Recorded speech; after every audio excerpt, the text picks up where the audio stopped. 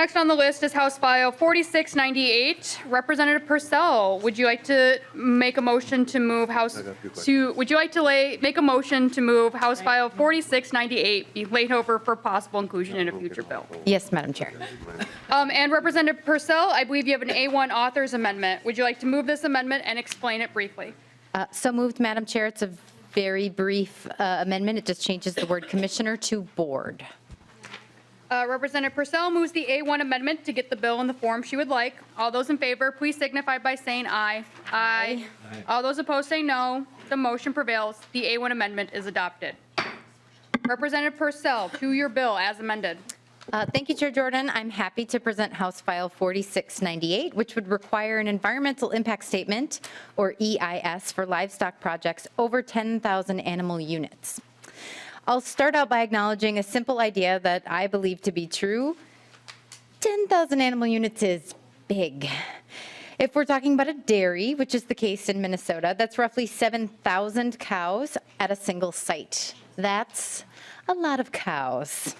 For reference, the average size dairy, according to the last egg census, was less than 400 cows. This scale of development is also largely new to our state, with one entity seeking to expand well above the threshold, an application of more than 21,000 animal units contemplated here in the state before session. I'm bringing this bill forward because it's past time to have an updated conversation about permitting livestock projects on this scale.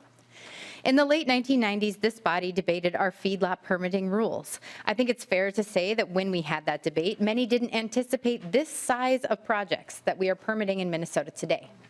As any farmer will tell you who was involved in those conversations, 1,000 animal units, maybe 2,000, was considered a very large operation. Now, more than 2 decades later, we're discussing potential additional checks on operation with 10,000 or more animal units. I have a deep concern for the remaining family dairies across our state who are in crisis, getting paid below their cost of production. And while they get squeezed, the largest operator in our state continues to expand. The latest ag census shows that between 2017 and 2022, we lost 40% of our dairy farms, and the size of dairy herds increased 67% in that same 5-year period. Societally, we have incentivized dairy farmers to go big or get out, but let's also make sure we're protecting drinking water, runoff, and manure management nearby these enormous operations for their rural neighbors. For some small and mid-sized dairies, I think those families have valid questions about equity when they're subject to the same level of scrutiny as for far larger projects. The MPCA already has authority to require an EIS for large livestock production, and this would take away that discretion just for the very largest of projects. Projects of this scale have the potential to have an outsized effect on our environment, and I think it's worth a conversation today about whether they deserve an additional level of review. Thank you, and I'd be glad to turn it over for the testifiers. First on my list of testifiers is Gary Wordish, Minnesota Farmers Union.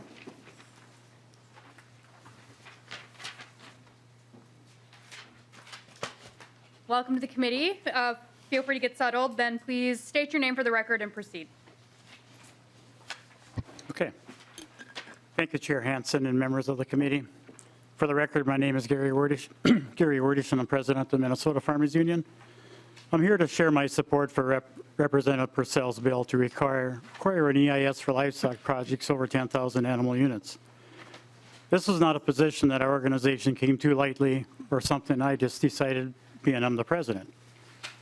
As you can see, it puts us at odds with some other organizations in the agriculture space who we work with closely on a number of other issues. This comes not just from our policy, but also an extensive conversation about this proposal at our full board meeting in February, where our county presidents from across the state discussed the proposal before you today.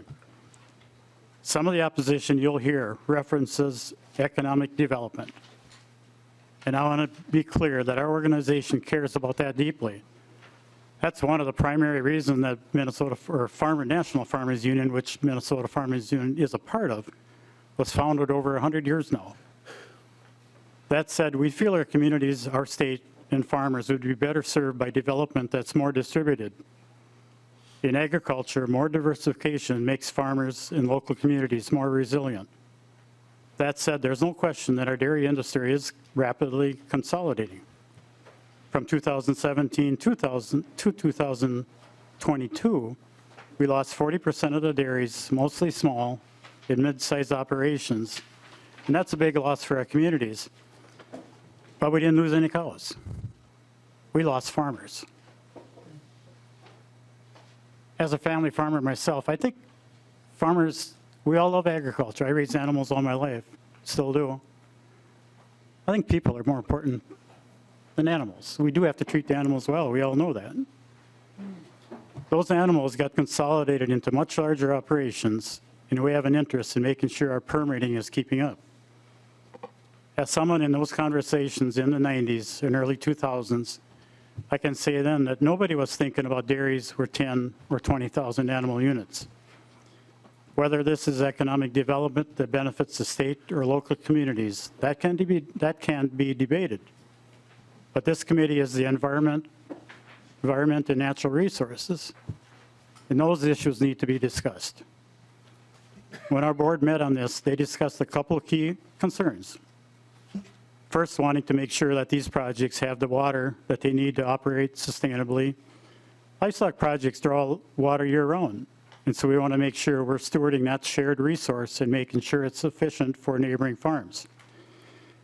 Second, a livestock operation this size creates a lot of animal waste, and as a farmer myself, that's a very valuable resource as a fertilizer resource. We have to make sure they have an environmental plan to manage that. Our members do have questions about what a natural disaster, emerging animal disease, a human disease that affects workers, or other disruptions would mean for such a large operation. And finally, as I mentioned, I think more about the social and economic effects that are more fully addressed in an EIS. This is a timely discussion, and we're committed to being part of it. Thanks to Chair Hansen for having this conversation, and to Representative Purcell for bringing this proposal forward. Thank you. Thank you. Next on my list is Darren Macbeth, Minnesota Milk Producers Association.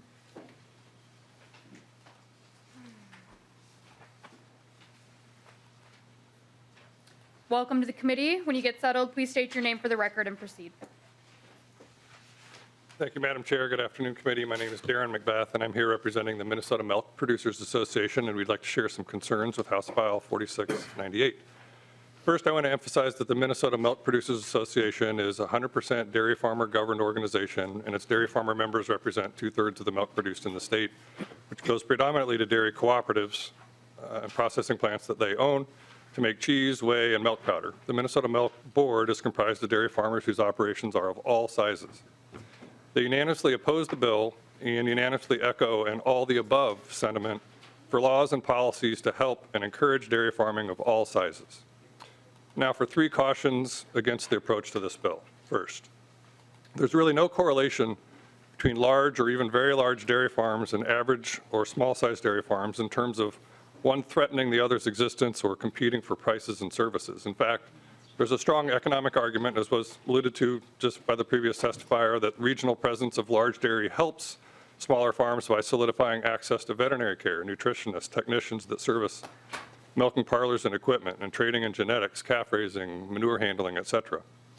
Secondly, in terms of environmental considerations and safeguards, all dairy operations under their general permit governed by the MPCA and EPA are required to have zero discharge in terms of their manure lagoons and any runoff from freestall buildings.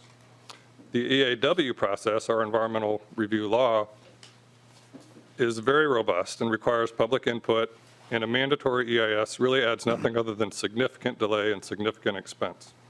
Additionally, as was mentioned earlier, the MPCA already has the authority to require an EIS if warranted, and furthermore also has the authority to require unique environmental protection stipulations as a part of an individual NPDES permit that goes above and beyond the general permit's requirements. Third and finally, and perhaps most importantly, the Minnesota Milk Board is concerned with the message this type of approach sends to the struggling dairy industry. Yes, dairy farm numbers continue to drop. We hate that. And dairy farm sizes do continue to increase.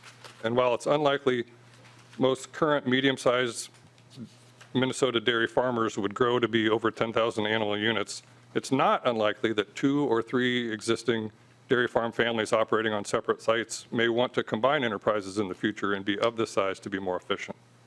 And let's not forget, Minnesota is a great state for dairy, where we have ample moisture for corn silage, soybeans, alfalfa, abundant groundwater, rich soils, and aging but important processing infrastructure. To say to a dairy enterprise from another state or western Minnesota that has seen its share of dairy expansion in the last 20 years that you're not welcome in Minnesota would be sending the wrong message at a time when our farmer-owned dairy processing plants are already struggling with what the future holds. Thank you for bringing this bill forward and for the discussion. Thank you for your testimony. Next on my list is Lauren Dower, Minnesota Farm Bureau Federation. Welcome to the committee. Please state your name for the record and proceed with your testimony. Thank you, Chair Jordan, members of the committee. My name is Lauren Dower with the Minnesota Farm Bureau Federation. On behalf of our 30,000 farmers and rancher members across the state, I appreciate the opportunity to testify in opposition to House File 4698, legislation that would require an environmental impact statement for livestock projects over 10,000 animal units. As evidenced by consistent reporting they do with current regulatory frameworks, Farm Bureau members of every size and style take their role as environmental stewards seriously. The existing framework, we believe, addresses the environmental concerns of larger farms. Currently, the MPCA commissioner can determine whether a formal environmental impact statement is necessary after reviewing submitted environmental assessment worksheets. All farms that wish to expand over 1,000 animal units are required to fill out this worksheet, setting a mandatory environmental impact statement precedent for specific farm sizes would deter future growth of family farms which look to expand to help multiple generations in agriculture. We recognize the concerns of large farms on the environment and believe in the value of competition in the marketplace. The economic impact of growth and opportunity these farms bring to their local communities cannot be understated. Requiring an additional assessment to an already robust regulatory framework can be hurtful, not just to farms who possibly expand the size proposed in the bill, but also the smaller operations around them. We are concerned with the unintended consequences of the legislation before you today, but we are willing to continue conversations with the bill author to find ways to improve the environmental review process. Thank you for the opportunity to testify today. Thank you for your testimony. Is there anyone else in the audience that would like to testify on this bill? With that, we will go to member discussion. First on my list is Representative Jacob. Thank you, Chair Jordan. Representative Purcell, so before I heard you speak about the proposal, I thought this was probably about additional regulations or protections, but what I heard from you is this is more about a defense of small and medium-sized farms, and this is being a method to prohibit large farms. Is that what I'm gathering? Representative Purcell. Not exactly. I guess my take on this is what we're talking about with 10,000 animal unit and larger is quite a different thing altogether. And so what a herd of 1,000 animal units versus a herd of 10,000 animal units, the fact that they're subjected to the same level of environmental review right now doesn't seem right. So that those still decent sized, but considerably smaller operations, 1,000 or more, that are required to do the environmental assessment worksheet, that seems insufficient for these, quite frankly, newer size of operations that we're talking about, 10,000 or more animal units. Representative Jacob. Thank you for that explanation. I did used to dairy, so I have some dairy background. My county, Winona County, has a large dairy ban. And what has happened in Winona County is two things.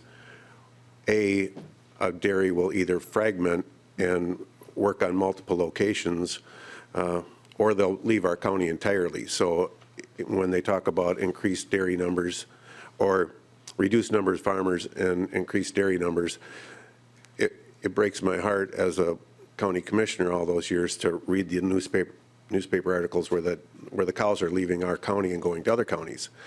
So what I would see happening with this EIS would be the cows will probably leave our state and go to other states. So my question for you is, when a dairy animal leaves the state, what goes with it is the alfalfa that it consumes. The alfalfa is one of the best things we have for our environment. It stabilizes the soil, filters the groundwater. So what's your solution when we drive animals from the state and we increase our row crop and anhydrous ammonia application? Representative Purcell.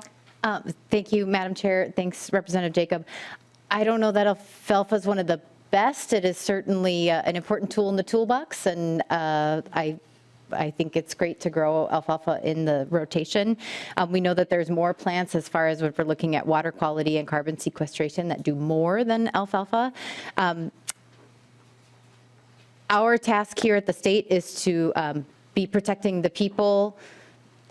In this case, I think the farmers who are often at the front lines of having well water that they can't drink, being able to try and protect those farm operations.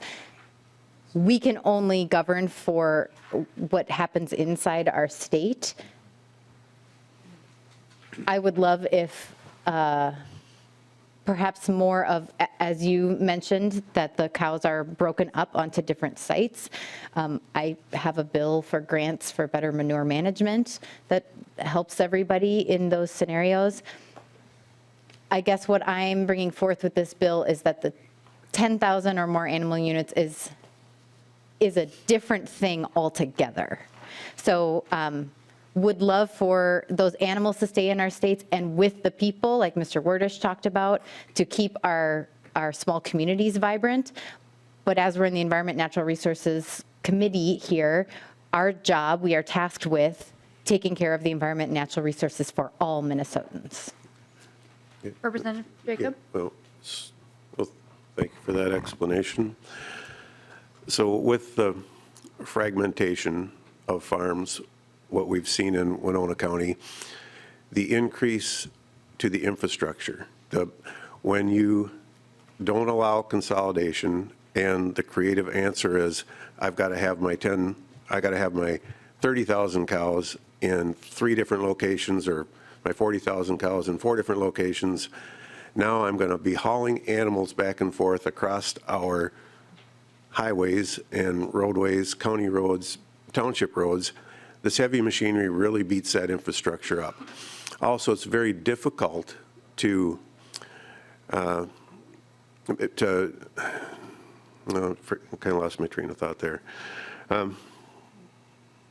But yeah, there's a lot of inefficiencies that go with dividing properties up. And then when it comes to managing the compliance, we found in Winona County, one feedlot officer can definitely be much more efficient on a large dairy than they can on 15 small dairies. And much easier to make sure that the large dairy has the number of acres that it takes to put the manure on. And then the large dairy also has the ability to be able to pump that manure through tubing systems, and we've actually been putting in the infrastructure to run those tubes through the roads when we put the roads in Winona County.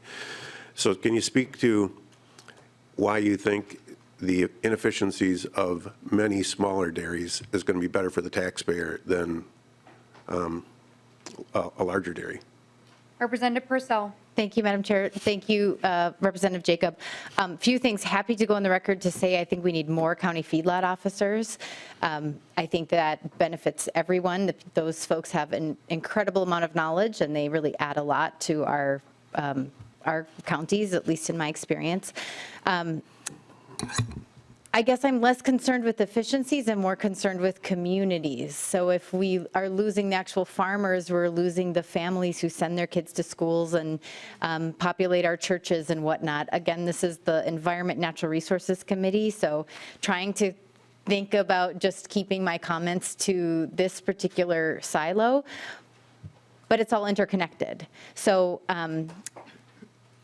yeah, I guess I'm less concerned with efficiency as I am with community, and we need to have the people that make the community. And I am pretty sure as like these numbers, the 40% decline in dairy farms across the state in the 2017 to 2022 year, I think Winona County actually gained one. And I would be really curious to figure out who that is and talk with them if they felt like they could start a smaller dairy because of the moratorium, or who knows, there's a lot of factors around that, but your county is actually kind of an anomaly for the state, so I'd be curious to learn about the factors that made that true. Representative Jacob? Just gained one what? I mean, Representative Purcell? thank you, Madam Chair, gained one dairy farm in the county. Oh. Representative Jacob? Yeah, so I can speak to that. Winona County, in recent history, was the second largest dairy producing county in the state. About, in the 10-year ago census, we had fallen to number 4, and now we're currently at number 5, but we might have, somebody might have moved in somewhere along the way, I don't doubt that. So our prohibition on large dairies has lost dairy overall numbers, and we've fallen, our economy has fallen from 2nd to 5th. Representative Gilman? Thank you. This is a great conversation. Quick question. So what is the cost and time difference between the EAW and the EIS? Do you know that? Representative Purcell? Thank you, Madam Chair. Thank you, Representative Gilman. I don't have those numbers directly off my head. It is a substantially lengthier process that involves a lot more community review and input. Representative Gilman? All right. So, so pretty much what I'm hearing you say is that you do not know like the cost or the length of time. It's a lengthier review. Does it take weeks longer, months longer? That's what I'm kind of wondering. Representative Purcell? I'm not sure if the EQB or MPCA is here and that they can answer sort of on average that number, because I don't know that. Welcome back, Director Johnson. Please restate your name for the record and help us out about the difference between an EAW and an EIS. Thank you, Madam Chair and members. For the record, my name is Tom Johnson, Government Relations Director for the MPCA, but I also represent the Environmental Quality Board. I don't have the specific numbers in front of me either, but I would just say in the weeks, months, years conversation, certainly an environmental impact statement could take up to several years versus an EAW, which is an initial worksheet to determine, get a quick review of the potential environmental impacts, whereas the EIS, or environmental impact statement, is a full review involving an assessment of alternatives, looking at environmental, economic, and social impacts, and the inclusion of assessing different mitigation options. So much more thorough review. Representative Gilman? Thank you for that. So then would you say several years versus the current situation would also have many more dollars behind that? I mean, like, cost difference, how much greater do you think that would be? Director Johnson? Thank you, Madam Chair, and Representative Gilman. I would imagine, and I, again, I'm happy to follow up with the committee with more specific numbers, but the cost is quite a bit larger, I would imagine. Representative Gilman? All right, thank you. Representative Hansen? Thank you, Madam Chair, and I want to bring it back to waste, so Mr. Johnson, if you can stay for a moment. So 10,000 animal units, how much waste is that compared to a city? Director Johnson? Thank you, Madam Chair. I also do not have those numbers on off the top of my head, but it's a rather large amount of waste. Representative Hansen? So I don't have the numbers exact, but my understanding is like creating a small city for waste. And what would a city, let's just say it's a one-to-one, what if we had 10,000 people in a city that we just created? What would they have to do for their wastewater system? Director Johnson? Madam Chair, Thank you for the question, Representative. They would have to build a treatment facility, get a permit from the agency, and generally abide by those permit conditions. Representative Hansen. And they'd have to probably tax themselves to pay for that wastewater treatment facility, correct? Director Johnson. Madam Chair, that is correct. And Representative Purcell, you had something to add. Also, cities of that size have to have a MS4 permit as well for stormwater runoff in addition to wastewater. Thank you. Representative Edelson. Thank you. I'm from Edina. I represent Edina. Obviously, we have no farms in Edina, but I guess I'm really surprised the review process. 300, then 1,000, and then that covers all the way up to thousands. I work a lot in healthcare, and that's unheard of. So, I mean, I guess I'm very concerned. I had no idea, quite frankly, because I don't represent farms, that this is going on. So I actually, thank you, Chair Hansen. I have a great deal of concern about the impact. And so the cost of what it is costing our state is high. And so I'm very supportive of the EIS. And thank you for bringing this bill and bringing attention to this. I'll be talking about it. Representative Finke. Thank you, Chair Jordan and Representative Purcell for your bill. Sorry, I'm right in between the microphones. I appreciate this bill. I wanted to just share a couple of thoughts, but I had a couple of questions I wanted to ask you. How many, you may have stated this, but how many dairy, industrial dairy farms, which is kind of what we're talking about, of 10,000 people or 10,000 animals or more? I personally don't love the phrase animal units. I prefer animals. How many of those do we have? Representative Purcell.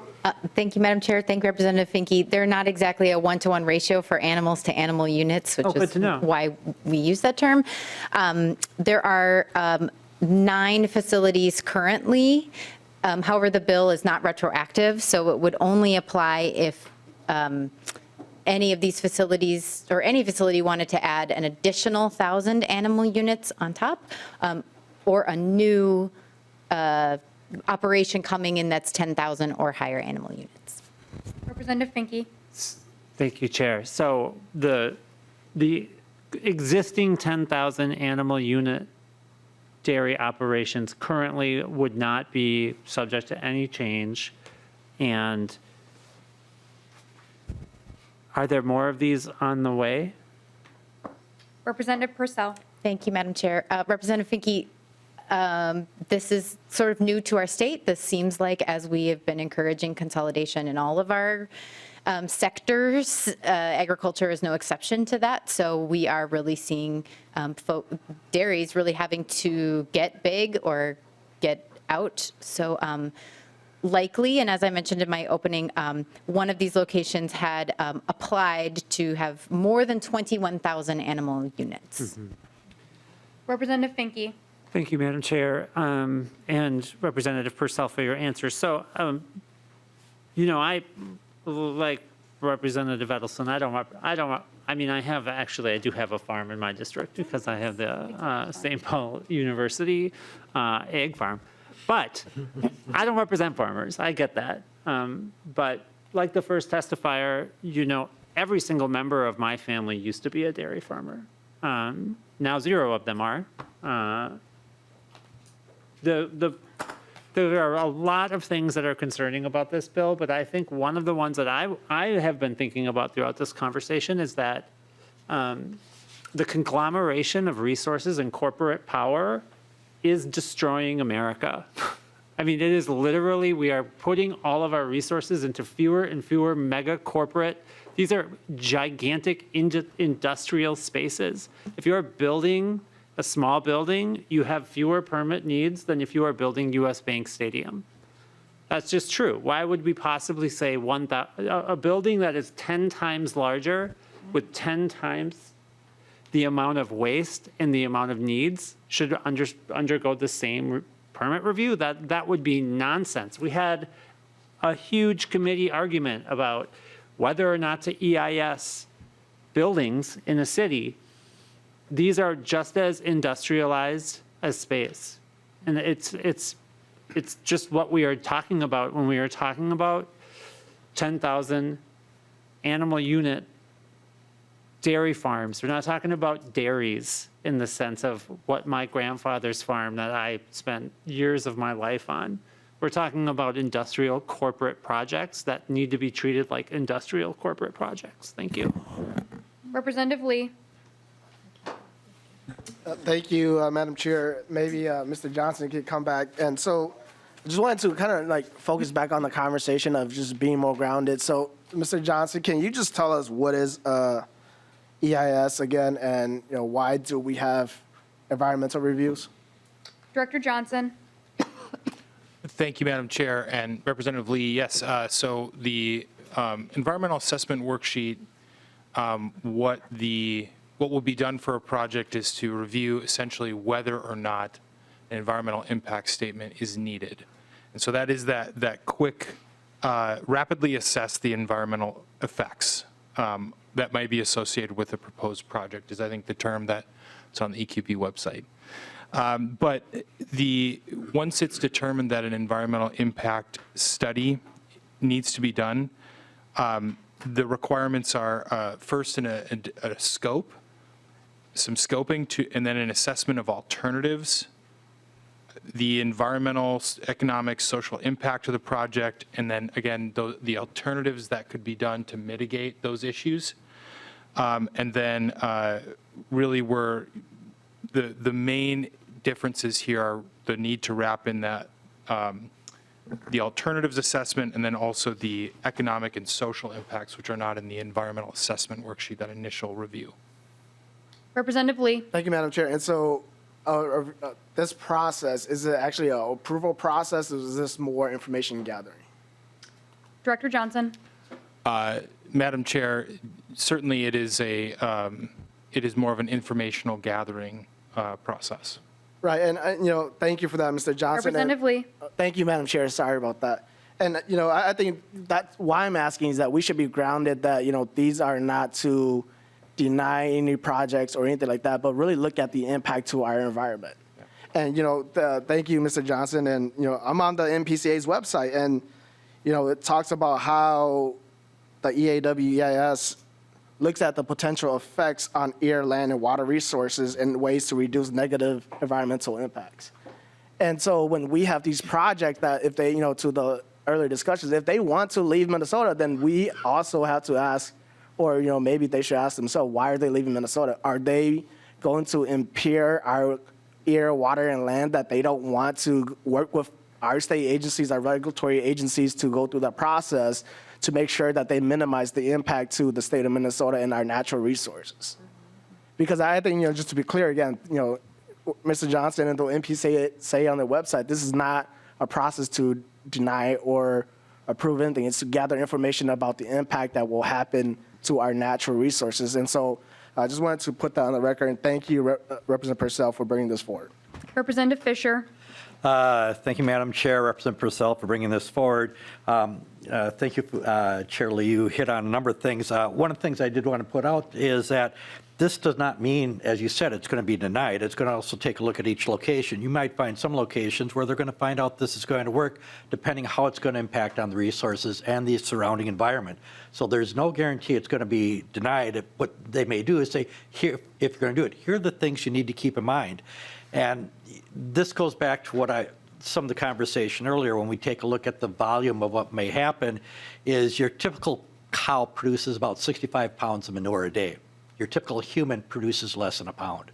So when you start taking a look at the scale of the difference, 1 to 65, that is very massive. And want to make sure that whatever environment we set this up in, it's going to be successful. And I could see it being different, say, down in the karst region, where you can have holes open up all of a sudden. The last thing I want is to have a hole open up under one of these large facilities. That may not be the area, but you'll have other places maybe up north where you're on granite. That may not be the same concern. So I'm just saying it's not necessarily going to stop any. We'll make sure that they're located in the right location with the right resources so that they'll be successful. And And the reason it's important that we do this right is because there are going to be other parts of the country where you've got large factory farms right now where they've got water concerns. They don't have enough water. You've got cattle being raised now out in the desert. Those places right now are looking to relocate elsewhere where they are water-rich environments like ours. I think over time, we're not necessarily going to see a loss. We're going to see more coming back in, but making sure we're doing it in a way that's going to be responsible to our environment. Representative Heinzman. Thank you, Madam Chair. I'm going to need Mr. Johnson.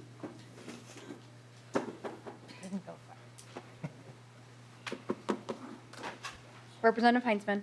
Thank you again, Madam Chair. Director Johnson, so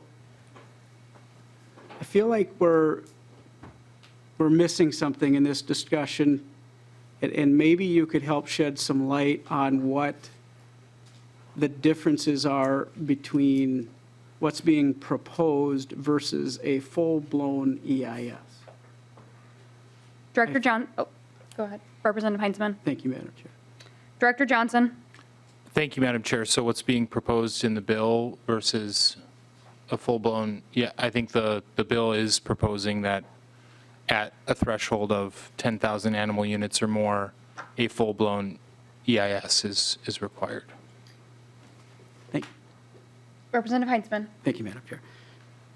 Director Johnson, so I'm actually hoping that you could explain for our benefit, and maybe the public as well, if they haven't lost interest at this point, the differences between the current process, okay, and what's being proposed in the bill. What's being proposed in the bill is a full-blown EIS, right? Okay, so I think that if we're not careful, we're going to leave some folks thinking that the current process is horribly deficient. And if that's the case, maybe understanding the differences between the two might be helpful. And then for those that are at least assuming that MPCA is monitoring these things, it might be helpful, to understand, wait a minute, there is something here under current law. Maybe that could be a part of the explanation, the discussion. Director Johnson. Thank you, Madam Chair, and appreciate that clarity, Representative Heinzman. So the current process, as I think the bill author laid out some of this, there are mandatory thresholds for completing an environmental assessment worksheet. And I believe that's at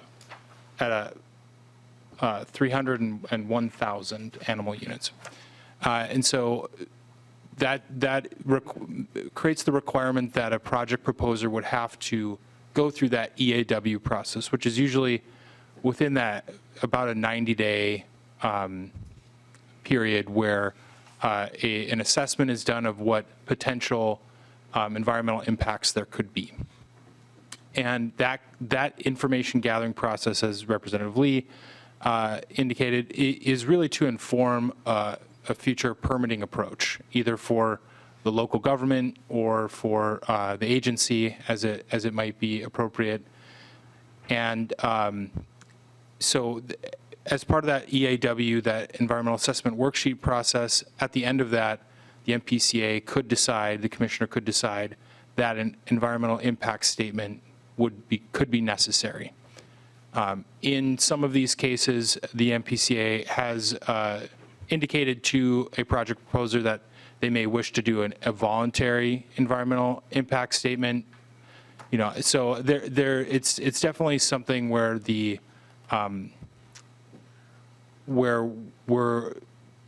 we are continuing to gather information in the environmental review process. Whether it goes up to that higher EIS process is a decision that happens at the end of the EAW. Representative Heinzman. Thank you, Madam Chair. Representative Parcell, it sounds to me like the opportunity for an EIS already exists. And when it's found that that is necessary, it can already be triggered. Quite honestly, I think that it sounds like our current process is somewhat exhaustive. If it's not, I would like to hear if MPCA